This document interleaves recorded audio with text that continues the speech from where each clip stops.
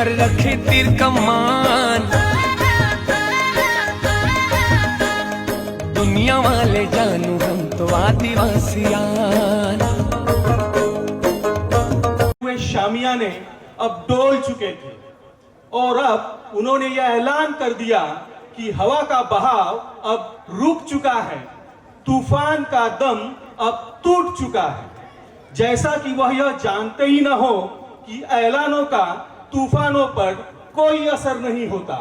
तुम्हारे सजाए हुए शामिया ने आज गिरे या कल तूफान कभी मात नहीं खाते, तूफान कभी मात नहीं खाते। मध्य भारत की इस पावन भूमि पर मैं आज यह जो तूफान, यह सैलाब जो देख रहा हूं, जो विचार सुनने के लिए यहाँ पे इकट्ठा हुए हैं, सबको मैं सेवा जोहार करता हूं।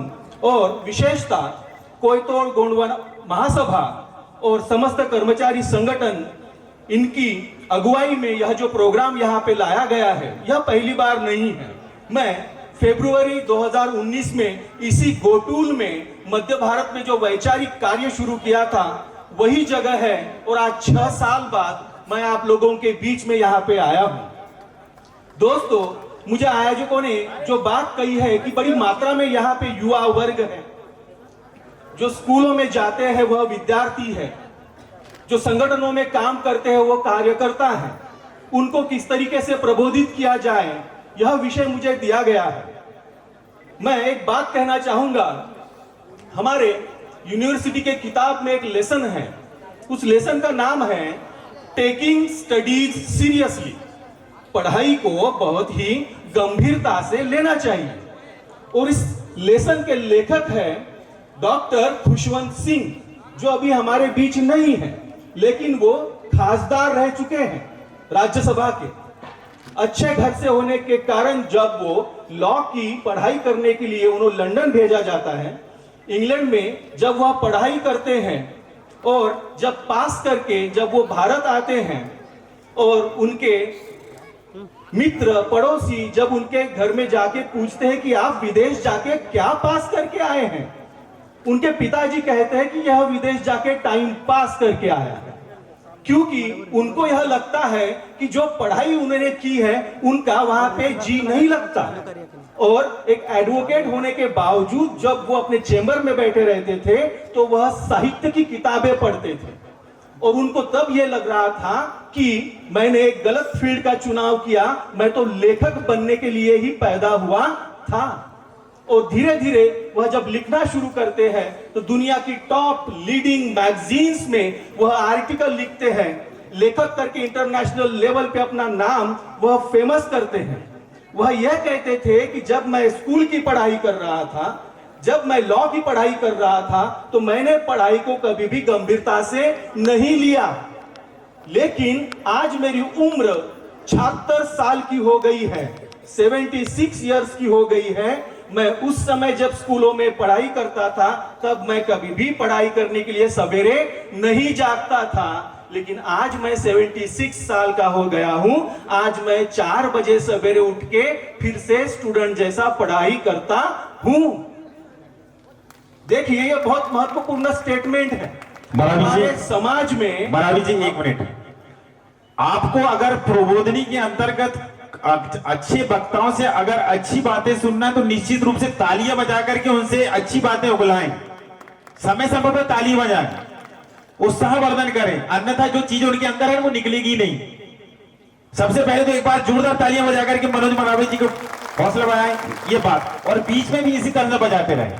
तो दोस्तों, जो युवा वर्ग यहाँ पे इकट्ठा हुआ है, मैं कहना चाहता हूं कि आप सभी जो युवा हैं, जो स्कूल में जाने वाली जनरेशन है, उन्होंने हमारे समाज के समस्याओं को जानने की कोशिश करनी चाहिए। मुझे लगता है पिछले कई सालों का, शतकों का हम अगर आदिवासी इतिहास खंगाल के देखते हैं तो हमारे समाज की सबसे बड़ी गंभीर समस्या वह विस्थापन की ही है। विस्थापन की, अपने खेतों से हमें विस्थापित किया गया, हमें हमारे गांव से विस्थापित किया गया, हमें हमारे इतिहास से विस्थापित किया गया। तो हमारे साहित्य का विषय, हमारे लिखने का विषय, हमारे बोलने का विषय, हमारे चर्चाओं का विषय, हमारी संगठनाओं का एजेंडा का जो विषय है वह पूरा विस्थापन का होना चाहिए।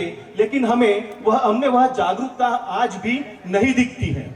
हमें सच में जो है वैचारिक कार्यक्रमों का जो संख्या है हमें बढ़ानी पड़ेगी। हमें युवा कार्यकर्ताओं के बीच में जाना पड़ेगा, विशेषतः महिला वर्ग को जन आंदोलन, उसकी व्याख्या, ग्राउंड एक्टिविज्म हमें सिखाना पड़ेगा।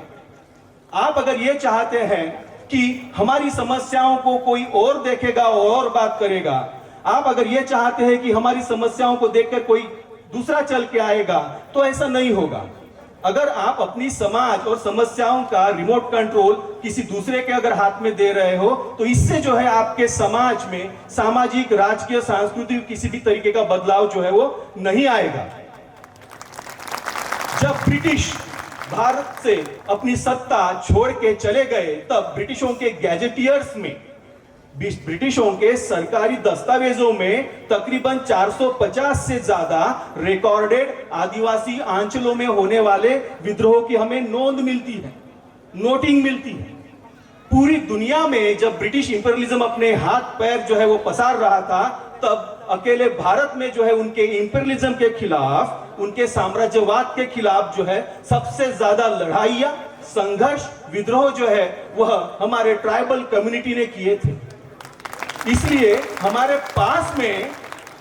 पास में साहित्य और संशोधन की जो है अपार संभावनाएं हैं, जिसके बारे में जो है साहित्यिक तबका हमें कभी बोलता हुआ नहीं दिखता। संगठनाओं के कार्यक्रमों में जो है कभी साहित्य को लेके जो है इस तरीके की चर्चाएं नहीं होती। जो नए युवा है उनको किस तरीके से लेखकों की भूमिका में लाया जाए, इसके लिए भी जो है कोई परिपक्व भूमिका है, तैयारियां हमको नहीं दिखती, जो कि सबसे इंपॉर्टेंट चीज जो है हमें करनी है। अगर मैं आपको इतिहास का एक उदाहरण अगर आप बता दूं, we are the indigenous peoples, तो आपको समझ में आएगा कि क्या हमारा इतिहास है। क्रांतिकारी ने सत्ता के खिलाफ जो है वो बगावत कर दी, अपने सभी लोगों को, क्रांतिकारकों को जो है अलग अलग जगह पे सत्ताधीशों के खिलाफ विद्रोह करने के लिए तैयार किया, और वो लोग विद्रोह करने लगे। और इस तरीके से जो है सत्ताधीशों ने, हुक्मरानों ने क्रांतिकारी को पकड़ लिया और एक शहर के बीच चौराहे पे उसको लेके आए। उसको ये कहा कि तुम अपने क्रांतिकारियों के नाम बताओ, सरेंडर कर दो, अपना विद्रोह जो है वो रोक लो, शायद हम तुम्हें जिंदा छोड़ देंगे। क्रांतिकारी हंसता है, सेनापति की तरफ देखता है, उसे यह कहता है कि यहाँ पे तुम्हारे और मेरे सिवा कोई भी सह अपराधी नहीं है। तुम हमारे लोगों पे अन्याय करते हो, अत्याचार करते हो, इस लहजे से तुम अपराधी हो, और मैं मेरे लोगों को अन्याय अत्याचार से बचाने के लिए जो है मुक्तिकामी संग्राम लड़ रहा हूं। इस लिहाज से तुम्हारे नजरों में मैं अपराधी हूं। तुम्हारे पास में सत्ता है लेकिन कोई सिद्धांत नहीं, मेरे पास में सिद्धांत है लेकिन कोई सत्ता नहीं। तो फिर शुरू रखते हैं संघर्ष, और फिर जब वो सरेंडर नहीं होता तो उस क्रांतिकारी के हाथ, दोनों पैर जो है रस्सी से बांधे जाते हैं। 4 सैनिक अलग अलग घोड़े पे 4 दिशाओं पे बैठ जाते हैं और फिर उन घोड़ों को भगाया जाता है। और इस तरीके से जो उस क्रांतिकारी के दोनों हाथ, दोनों पैर जो है तकरीबन टूटने के कगार पे थे, लेकिन वो टूटते नहीं हैं। इतना मजबूत शरीर उस आदिवासी क्रांतिकारी का था। और जब वो नहीं मरता है तो फिर उसको जो है उसका सिर कलम किया जाता है और शहर के प्रवेश द्वार पे लगाया जाता है। उसके काटे हुए दोनों हाथ, उसके काटे हुए दोनों पैर जो है जहां जहां पे उसने विद्रोह किया था वहां वहां उन शहरों में, उन प्रांतों में फेंके जाते हैं, ताकि वह क्रांतिकारी विद्रोही डर जाए। लेकिन विद्रोह जो है वो थमने का नाम नहीं लेता। और फिर उस क्रांतिकारी की वाइफ को, उसको भी पकड़ के जो है वहां पे लाया जाता है और उसे ब्लैकमेल करके अपने क्रांतिकारी के नाम बताने के लिए जो है विवश किया जाता है। लेकिन जो लेडी, जो महिला, उसकी पत्नी उस संग्राम में, क्रांति में सहभागी थी, वह भी उनको कुछ नहीं बताती। तो फिर उस समय में जो एक लोहे का हथियार आता था जिसको गैरोट करके बोला जाता था, जिससे जो है मतलब गला दबाने के लिए वो इस्तेमाल करते थे। और उस कोमल महिला को उसी चौक पे जो है गैरोट नाम के हथियार से उसका गला दबा के उसको जो है मर्डर कर डाला गया, उसको मार डाला गया। उनके बड़े बेटे को भी पकड़ के उसी जगह पे मार डाला गया। और यह भी आदेश पारित किया गया कि इनके परिवार में आने वाले अगले 4 पीढ़ियों तक सभी लोगों को इसी प्रकार से यातनाएं और शिक्षा दी जाती रहेगी। मैं आपको बात बता रहा हूं, दुनिया के इंडिजिनस वॉरियर और रिवोल्यूशनरी पेरू नाम का देश है लैटिन अमेरिका में, वहां के महान क्रांतिकारी टुपाक अमारू के बारे में मैं आपको बता रहा हूं। अगर आप गूगल सर्च भी करेंगे तो दुनिया में किसी भी क्रांतिकारी को इतनी निर्भत्स शिक्षा जो है वो नहीं दी गई जो स्पेनिश सत्ता ने पेरू देश में टुपाक अमारू नाम के वैचारिक क्रांतिकारी, आदिवासी क्रांतिकारी को दे के उसको मार डाला था। मैं ये उदाहरण आपको क्यों बता रहा हूं? क्या इसका कोई सिमिलरिटीज है भारत की भूमि के साथ में, यहाँ के आदिवासी क्रांति के साथ में, यहाँ के आदिवासी इतिहास के साथ में? तो हाँ है। मैं आपको 16वीं शताब्दी का यह उदाहरण इसलिए बताया कि हमको पता है कि 1781 में जब बाबा तिलका माझी ने हमारे समाज के हक और अधिकारों की बात की तो उनको भी इसी तरीके से जो है तब के सत्ताधीशों ने कटघरे में खड़ा किया था। और किसी आदिवासी महिला पे जब कोई अत्याचार कर रहा था ब्रिटिश ऑफिसर, तब उन्होंने अपने तीर कमछे से जो है उसको मार गिराया था। और बाबा तिलका माझी को भी इसी तरीके से उनके पैरों को रस्सी बांध के घोड़े से कई किलोमीटर घसीटते घसीटते भागलपुर के चौक पे लाया गया और बरगद के पेड़ पे जो है उनको फांसी दी गई। मतलब जो एक मॉडस ऑपरेंडी रही है आदिवासी क्रांति और विद्रोह को दबाने की, जो लैटिन अमेरिका में थी, जो यूरोप के कई देशों में थी, वह भारत में भी ब्रिटिश लोगों ने उसी तरीके से लागू की थी। यह बहुत ही मतलब संशोधन का विषय है कि आदिवासी क्रांतिकारकों को, इंडिजिनस क्रांतिकारकों को इसी तरीके से जो है दुनिया के अलग अलग हिस्सों में जो है वो मारा गया, उनकी हत्याएं की गई। हम देखते हैं कि उसके बाद में कोल विद्रोह हुआ, 1855 का जो हुल विद्रोह जो हुआ, अगर आप उदाहरण देखेंगे, जिस ब्रिटिश अधिकारी ने 1855 के हुल विद्रोह को निपटाया था, खत्म किया था, जब वो रिटायर्ड हुआ और जब वो लंदन में गया तो उसने हार्मास विलेज नाम का एक इंग्लिश नॉवेल लिखा था। हार्मास विलेज नाम का एक इंग्लिश नॉवेल लिखा था। और कई सालों बाद जब उसका कुछ हिंदी संस्करण जब आया तो उसमें उसने एक वारदात का जिक्र किया है कि हमें पता चला कि हुल क्रांतिकारी जो है इसी जगह पे रुके हुए हैं। और जब हम वहां पे गए तो हम देखते हैं कि कहीं जिसको हम मराठी में टाटवा या ऐसी कोई चीजें बोलते हैं, उसके पीछे वो जो है अपने तीर धनुष लेके वो रुके थे। और जब हमने उनको सरेंडर करने की बात कही तो उनकी ओर से जो है तीर की बौछारें हमारे ब्रिटिश सैनिकों पे जो है आके गिरने लगी। हमने जवाबी कार्रवाई की और थोड़ी ही देर में हमारी बंदूकें की गोलियां, संगीनों की गोलियां और उनकी तरफ से आने वाले जो तीर थे वो धीरे धीरे कम होते गए और सामने से उन्हीं आदिवासी क्रांतिकारकों की खून की नदी जो है वो हमारी तरफ जो है धीरे धीरे बहती आ रही थी। हमारी गोलियों की स्पीड जो है बढ़ रही थी, उनके तीरों की संख्या कम हो रही थी। मतलब मौत हमारे सामने खड़ी है, यह पता होने के बावजूद भी हमारे लोग जो है ब्रिटिश सत्ता के साथ में लोहा ले रहे थे। वो उनके अतिक्रमण को मानने के लिए किसी भी हालत में तैयार नहीं थे।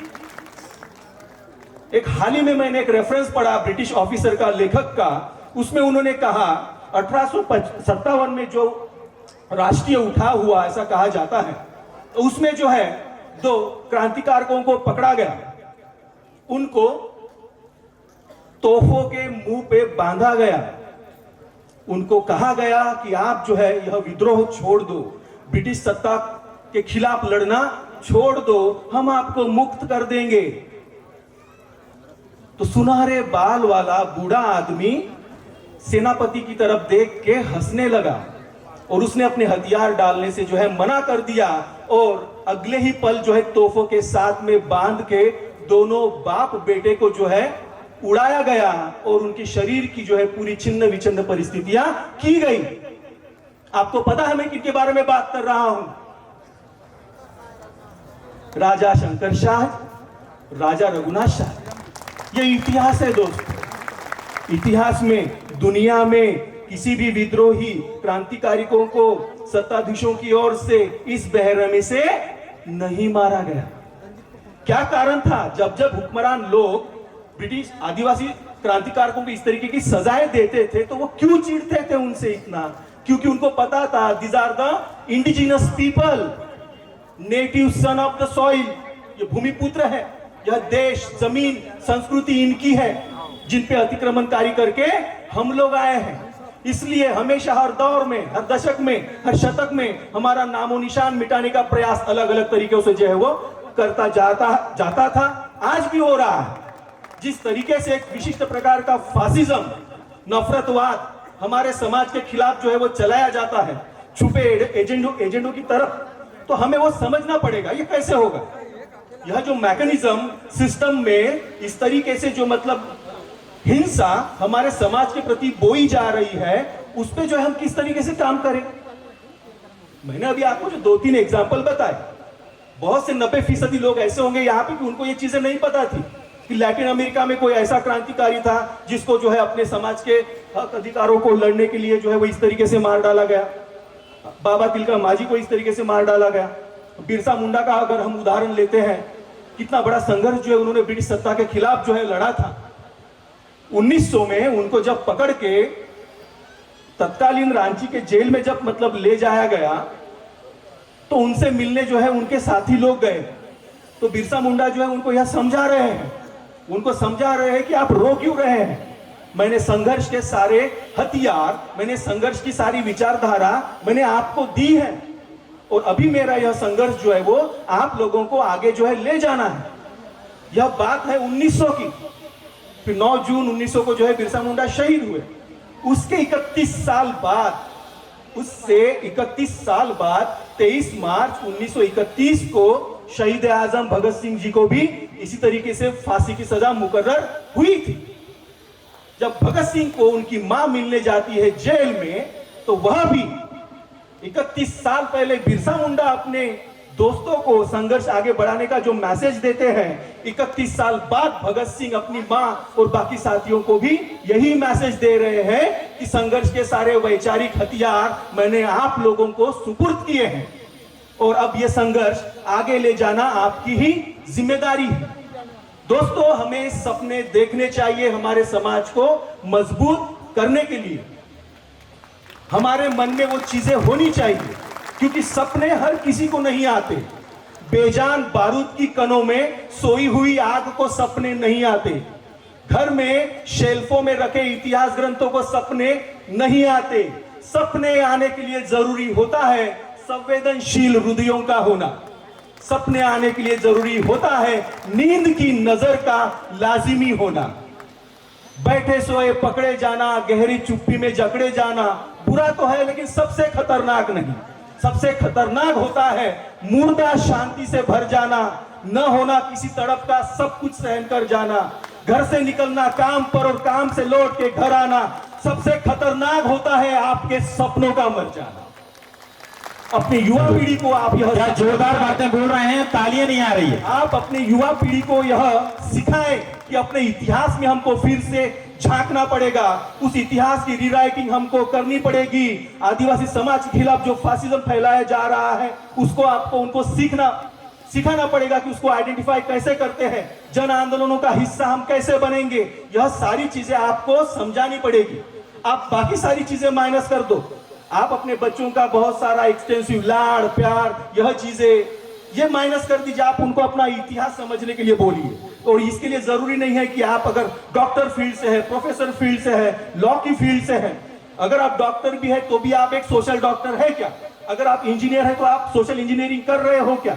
यह चीजें हमें खुद को पूछनी होगी, क्योंकि भारत की वैचारिक शिक्षित आदिवासी पीढ़ी की जिम्मेदारी यही है कि अगर आज का मुकाबला या आज का संघर्ष अगर वैचारिक है, तो हमारी वैचारिक आइडियोलॉजी हमने कितनी मजबूत की है, यह हमें समझना पड़ेगा।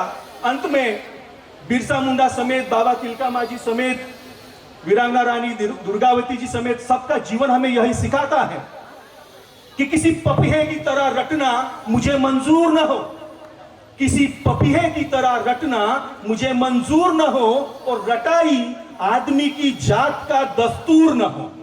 हम तो क्या बात है, जोरदार तालियों से स्वागत करें महावीर जी का। हम तो खुले दिल वाले लोग हैं, खुला हमारा हौसला है। ऐसे ही तो पुरखे थे, ऐसा ही तो सिलसिला है। यह मुकदमा है पुराना, यह जल जंगल जमीन अधिकार और सम्मान का मुकदमा है पुराना, जिसका फैसला होना अभी बाकी है। सबको सेवा जोहार। क्या बात है, जोरदार तालियों से एक बार आगाज करें महावीर जी का। बहुत बहुत ही बढ़िया, बहुत ही बढ़िया मार्मिक एक जो आपने सुनी हुई बातें नहीं कही, आपने जो